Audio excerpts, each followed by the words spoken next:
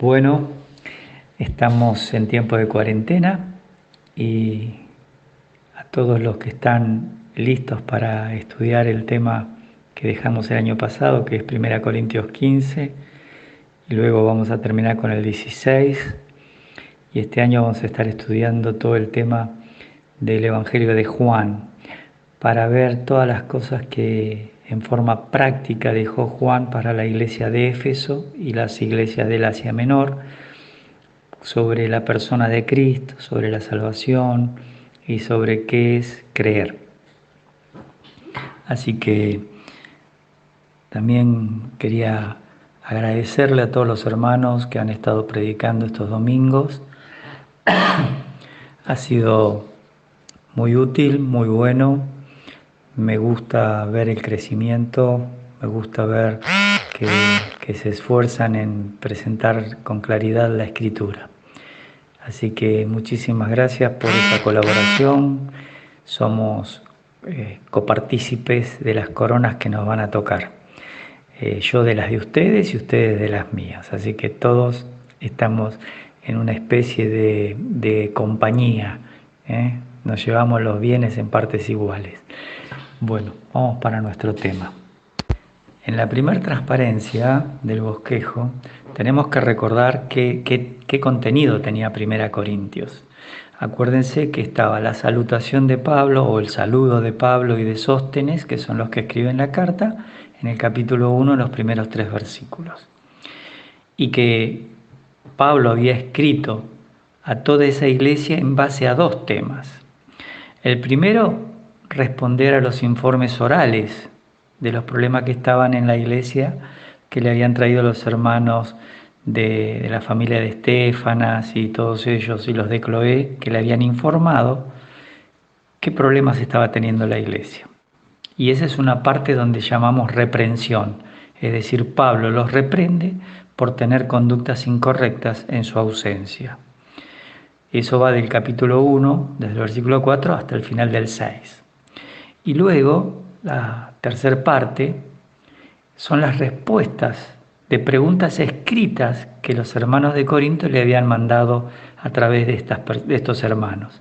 Y esa es una parte de instrucción, porque le habían preguntado con respecto a los matrimonios, le habían preguntado a la comida de los ídolos, qué había que hacer, cómo hacer la cena del Señor, cómo estaban las mujeres vestidas, qué lugar tenían ellas, qué problemas de dones había, que vimos capítulo 12, 13 y 14, por qué razón algunos hablaban en lenguas y no había intérprete, y por qué razón cuando venía un incrédulo podía considerar que estaban locos, y a la verdad ni siquiera se daban cuenta que el don era para el inconverso, para el incrédulo. Y el final es la conclusión, la despedida de Pablo en el capítulo 16, 13 al 24. Así que con ese bosquejo en mente, vamos a tratar de abrir el bosquejo más específicamente. En este bosquejo completo, vemos que la reprensión, cuando le informaron de los pecados que había en la iglesia, había divisiones, había problemas de disciplina, sobre todo en el caso de este muchacho que tenía a su madrastra por esposa. Había disputas llevadas a la corte, no las hacían en la iglesia, dejando de lado todo lo que Mateo 16 y 18 habían presentado como eventos para la iglesia local. Y finalmente, mucha depravación mundana se había metido en la iglesia, y ellos estaban convencidos, por lo que dice el capítulo 6, de que estaba todo bien. Por eso les había dicho que un poco de levadura leuda toda la masa, que había que disciplinar a la persona en pecado, pero no había que permitir tampoco ese libertinaje que estaba habiendo en cuanto a la depravación moral. Y en la parte 3, que son las instrucciones, vemos que se trata el matrimonio, el divorcio, el celibato y el nuevo casamiento en el capítulo 7, la comida ofrecida a los ídolos y la comunión que debían tener con esas prácticas entre creyentes, capítulo 8, 9 y 10. Y luego unos capítulos relacionados con el culto público o con el servicio del domingo, diríamos hoy. Cómo las mujeres actuaban y cómo la cena del Señor estaba siendo descuidada en sus valores primarios. Y en el capítulo 12, 13 y 14, cómo usaban los dones cuando todavía no estaba el Nuevo Testamento escrito. Y por qué razón estos dones carísmata que estuvimos estudiando tenían ciertas características que hoy ya no existen. Luego, y es donde nos quedamos, estaban los dos puntos que nos faltaban: la resurrección del creyente y el arrebatamiento, que ese era un problema que le habían mandado escrito, porque muchos en la iglesia estaban adoptando la posición de que no había resurrección. Por eso podían vivir como querían, en una depravación total, o uno podía abstenerse de todas las cosas que eran lícitas, que eran correctas, es decir, practicar el ascetismo, ya que estábamos en Cristo y la carne era mala. Eso vamos a ver en el capítulo 15. Y nos va a quedar los primeros 12 versículos para la próxima semana, la ofrenda para los hermanos pobres que hay en Jerusalén. En la siguiente transparencia, donde vemos el punto E de 1 Corintios 15, lo vamos a dividir en tres partes. Del versículo 1 al 34 vamos a ver cómo el creyente tiene pruebas de la resurrección futura.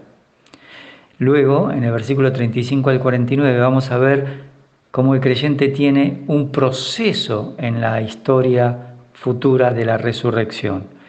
Y finalmente, del 50 al 58, vamos a ver cómo el creyente puede conocer el programa total que Dios diseñó para la resurrección. En las siguientes cuatro transparencias tenemos lo que los griegos pensaban dentro de todas esas creencias que ellos tenían con respecto al cuerpo físico y a la materia. Ellos pensaban que la materia era mala. Entonces, el espíritu estaba encarcelado. Cuando uno moría era libre. Entonces podía tomar dos actitudes. La primera actitud era practicar el ascetismo. Total, el cuerpo es malo, lo castigo. Y la otra posición era, bueno, lo uso para cualquier pecado, total, el cuerpo es malo y el espíritu es bueno. Mi espíritu no se mancha si yo practico esto. ¿Por qué? Porque yo ya estoy salvado. Entonces, estos creyentes estaban con esta idea. ¿Cómo vino esta idea filosófica? Bueno, la idea era que cuando ellos pensaban cómo Dios, que era santo, supuestamente, porque ellos no conocían a Dios, obviamente lo que nos dice la Biblia en Romanos, pero los griegos pensaban, filosofaban de estos temas. Uno mira Hechos 16 y se da cuenta de cómo ellos se manejaban, Hechos 16 y 17. Entonces, ellos pensaban así. La conclusión que tenían era, bueno, como Dios es perfectamente bueno y la materia es mala, para que la materia llegue a existir, Dios envió unas ondas, ellos lo llamaban eones, que la más lejana de Dios, la más alejada de Dios es la que dio origen a la materia. Entonces, por eso Dios puede seguir siendo santo y la materia puede ser mala.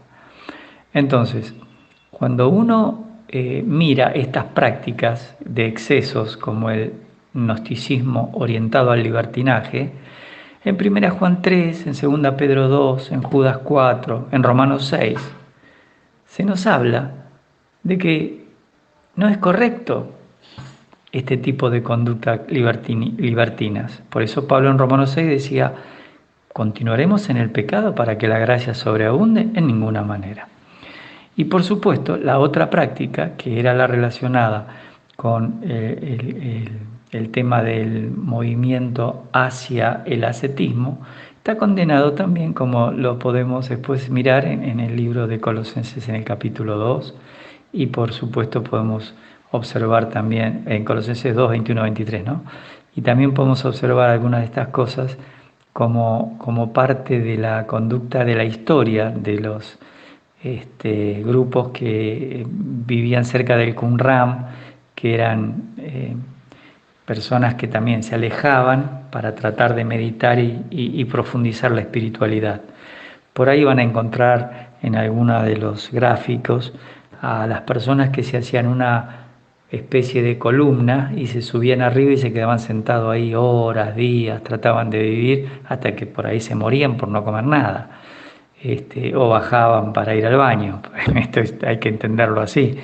Eran personas que trataban de estar más cerca de Dios por una razón de un concepto gnóstico. Gnosis, ahí tienen la definición de conocimiento, que era lo que ellos perseguían a través de esas prácticas ascéticas.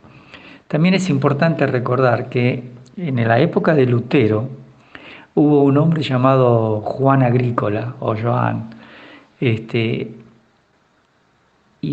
este sostenía que había que abandonar la ley mosaica. Él había estudiado la Biblia, evidentemente, y se daba cuenta que la ley mosaica no era igual que la libertad cristiana. Y Lutero, en esa época, en el siglo XV, lo llama que esa práctica era antinomianística, o sea, anti, contra o en lugar de, y nomos la ley. No estaba equivocado Joan o Juan Agrícola, pero el problema estaba en que no había un concepto claro todavía, porque el catolicismo pensaba que de esa manera las personas se estaban desligando de obedecer y de amar a Dios. Bueno, entrando en el capítulo 15, la primera división es el creyente y las pruebas de la resurrección. Ahí vamos a tener 4 pruebas que Pablo presenta para mostrarles a ellos que la resurrección es un hecho central en el cristianismo. Sin resurrección no hay nada, dice él, pero él lo explica de la siguiente manera.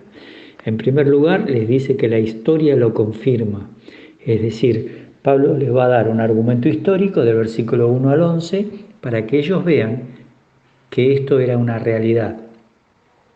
El punto 2 de esta porción es que la conversión de los corintios confirma eso, porque ellos han creído en un mensaje muy puntual y tiene que ver con la resurrección. El punto C o 3 es la doctrina apostólica confirma la resurrección, del versículo 20 al 29. Y finalmente, en esta primera porción, el punto D sería la experiencia apostólica, lo confirma. Es decir, no solo la doctrina con la cual Pablo enseñó y los otros apóstoles enseñaban, sino la experiencia apostólica, es decir, lo que él hacía en su vida diaria. En la siguiente transparencia vamos a ver este primer punto, que es la historia lo confirma. Resulta que el Evangelio de la Gracia que Pablo predicó habla de la resurrección de Cristo. El segundo punto que se desarrolla aquí es que la persona de Cristo es el centro del Evangelio. Sin la resurrección de Cristo no hay Evangelio, no hay buena noticia. En tercer lugar, el Señor no solo resucitó, sino que hubo testigos de la resurrección. En el versículo 5 y 6 se ve ese tema. Y finalmente, la conversión y servicio de Pablo lo confirma, versículos 7 al 11. Bueno, leamos los textos sobre este punto. Cuando hablamos que el Evangelio de la Gracia que predicó Pablo confirma la resurrección, el apóstol escribe: además os declaro, hermanos, el Evangelio que os he predicado, es decir, la buena noticia, el cual también recibisteis, en el cual también perseveráis. Hago énfasis en esto porque en el versículo 2 dice: por el cual asimismo sí retenéis. Ahí la palabra sí es un condicional de segunda que tendría que ser, que yo se los puse ahí, es ei, que quiere decir aquí ya que, se puede traducir ya que o puesto que retenéis la palabra que os he predicado. Soy salvo. Si no creísteis en vano, y ahí repite el ei, ya que, por cuanto no creísteis en vano. La idea justamente es que el Evangelio de la Gracia que yo les prediqué, en el cual ustedes no solo lo recibieron como a Cristo como Salvador, esta buena noticia, sino también perseveran, siguen después de que yo prediqué con ustedes. Entonces, eso es evidente que está marcando que el Evangelio de la Gracia, cuando Pablo llegó, no contenía evasivas con respecto a la resurrección de Cristo, sino que es el centro justamente. Y después lo muestra, miren, en el versículo 3, porque primeramente os he enseñado lo que asimismo recibí, que Cristo murió por nuestros pecados conforme a las Escrituras, y que fue sepultado y que resucitó al tercer día conforme a las Escrituras. Así que la persona de Cristo es el centro del Evangelio y no hay otro mensaje que Él haya predicado. Entonces, ¿cómo es que ahora van a decir que no hay resurrección? Se explica, ¿no? Vamos al punto 3, los testigos de la resurrección de Cristo, versículos 5 y 6. Y que apareció a Cefas, a Pedro, y después a los 12. Se llamaban los 12, pero faltaba Judas, acuérdense. Así que el término los 12, después de la muerte de Judas, era para los 11. ¿Sí? Aun cuando habían colocado después de este momento, al sucesor de Judas. Versículo 6. Después apareció a más de 500 hermanos a la vez, de los cuales muchos viven y aún, dice, muchos viven aún y aún hay otros que ya duermen. La expresión está clara, a más de 500. Muchos estaban vivos, podían ir a preguntarles, pero otros ya habían dormido en el Señor. Ese es el término para los creyentes que mueren. Y si vamos al punto 4, la conversión y servicio de Pablo confirma la resurrección porque dice, después apareció a Jacobo, después a todos los apóstoles. Es decir, son eventos diferentes, ¿no? Al último de todos, como a un abortivo, me apareció a mí. Así que Pablo era testigo de eso. Porque yo soy el más pequeño de los apóstoles, que no soy digno de ser llamado apóstol porque perseguía la iglesia de Dios. Pero por la gracia de Dios soy lo que soy. Y su gracia no ha sido en vano conmigo, antes he trabajado más que todos ellos. ¿Hablando de quién? De los apóstoles. Pero no yo. No es mi tarea, sino la gracia de Dios conmigo. Versículo 11. Porque o sea que yo, o sean ellos, así predicamos y así habéis creído. Así que el primer punto, la historia de todo lo que yo les presenté y lo que ustedes creyeron, muestra que hay resurrección. Yo no sé por qué ustedes ahora van a decir que no, pero tenía que marcar eso. Ahora vamos a ver la segunda parte, que es importante, que es las pruebas de esta resurrección en cuanto a que los creyentes de Corinto, esa conversión que habían tenido lo confirma. Primero, la predicación que ellos creyeron incluía la resurrección del Señor. Fíjense versículos 12 y 13. Pero si se predica de Cristo que resucitó de los muertos, ¿cómo dicen algunos entre vosotros que no hay resurrección de muertos? Porque si no hay resurrección de muertos, tampoco Cristo resucitó. El segundo punto que coloca es que la fe que depositaron en el Evangelio sería vacía, sería vana si no hay resurrección. Versículo 14. Y si Cristo no resucitó, vana es entonces nuestra predicación, vana es también vuestra fe. En el siguiente slide vemos que la predicación de Pablo hubiera sido mentira si no hay resurrección.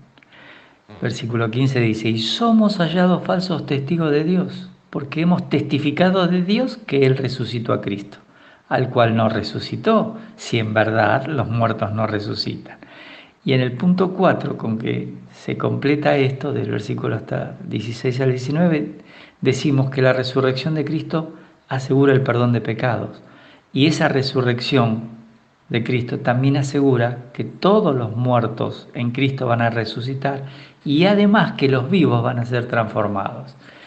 Versículo 16 dice, porque si los muertos no resucitan, tampoco Cristo resucitó. Y si Cristo no resucitó, vuestra fe es vana. Aún estáis en vuestros pecados. Entonces, también los que durmieron en Cristo perecieron. Si en esta vida, como conclusión dice Pablo, solamente en esta vida esperamos en Cristo, somos los más dignos de conmiseración de todos los hombres. ¿Por qué? Porque ustedes creyeron un evangelio que habla de la resurrección del cuerpo de Cristo. Nosotros lo hemos visto, ustedes creyeron ese evangelio, pero sería, si eso fue una mentira, entonces nosotros estamos no solo siendo falsos testigos, sino que además no tenemos posibilidad de resucitar. y ahora después va a explicar la parte más puntual que es su ministerio, pero lo dejamos para la próxima para no llevar mucho tiempo.